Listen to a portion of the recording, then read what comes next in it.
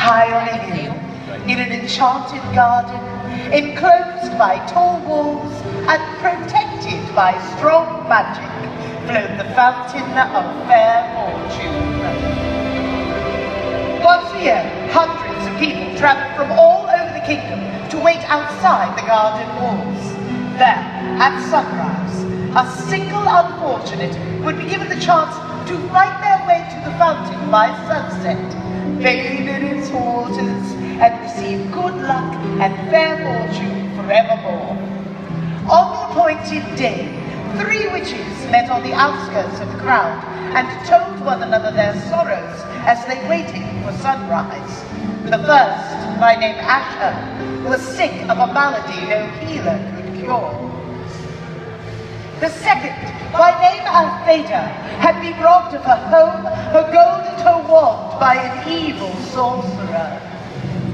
The third, by name Amata, had been deserted in love and thought her heart would never mend. The 3 women agreed that should the chance befall them, they would unite and try to reach the fountain together. The sky was rent with the first ray of sun. Creepers from the garden beyond snaked through the pressing mass.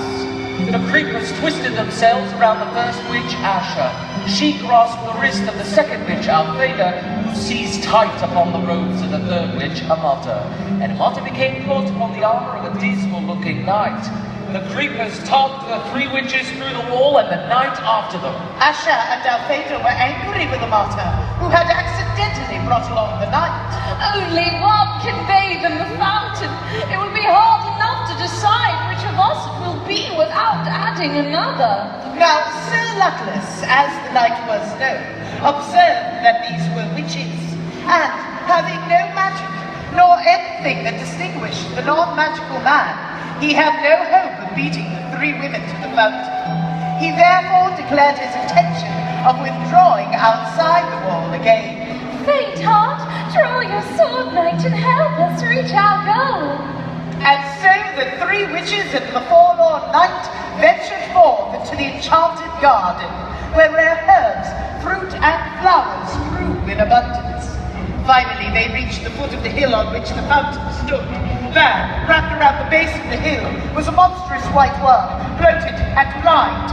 At their approach, it turned a foul face upon them and uttered the following words. Pay me the proof of your pain. Try that they might to move past the worm would not let them pass.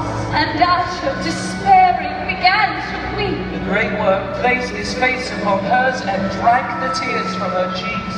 Satisfied, the worm slithered aside and disappeared from view. The 3 witches and the knight began to climb the hill. Halfway up the steep slope, however, they came across words cut into the ground before them. Pay me the fruit of your labors. Sir Luckless took out his only coin and placed it upon the grassy hillside, but it rolled away and was lost. The 3 witches and the knight continued to climb, but though they walked for hours more, they advanced not a step.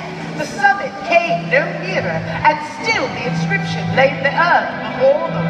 All were discouraged, except for Alpheda, who walked faster and faster than any of them. Courage, friends, and do not yield. She cried, wiping the sweat from her brow. As the drops fell glittering onto the earth, the inscription blocking their path vanished, and they found that they were able to move upward once more.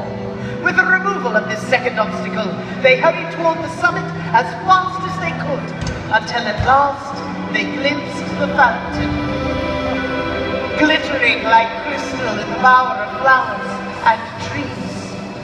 Before they could reach it, however, they came to a stream that ran round the hilltop, barring their way. In the depths of the clear water lay a smooth stone bearing the words, Pay me the treasure of your past. Amata was the first to understand. Taking her wand, she drew from her mind all the memories of happy times she had spent with her vanished lover, and dropped them into the rushing water. The stream swept them away, and the three witches and the knight were able to pass at last onto the summit of the hill. The fountain shimmered before them, set amidst herbs and flowers rarer and more beautiful than any they had yet seen. The sky burned ruby, and it was time to decide which of them would bathe. Before they could make their decision, frail Asher fell to the ground. Exhausted by their struggle to the summit, she was close to death. Altheda hastened to pick all those herbs she thought most helpful and poured the potion into Asher's mouth. At once, Asher recovered from her sickness and was able to stand. I am cured. I have no need of the fountain. Let Altheda bathe. But Altheda protested. If I can cure this disease, I shall earn gold aplenty. Let Amata bathe. Sir Luckless bowed and gestured Amata toward the fountain, but she shook her head. The stream had washed away all regret for her past lover. Good sir, you must bathe as a reward for all your chivalry. So the knight clanked forth in the last rays of the setting sun and bathed in the fountain of fair fortune.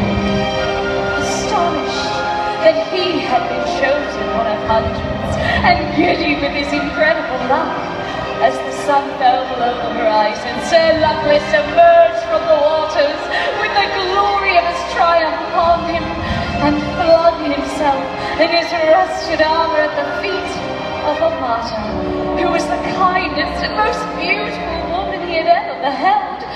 Flushed with success, he begged for her hand and her heart, and Amata, no less delighted, realized that she had found a man worthy of them. The three witches and the knight set off down the hill together, and all four led long and happy lives, and none of them knew or ever suspected that the fountain's waters carried no enchantment at all.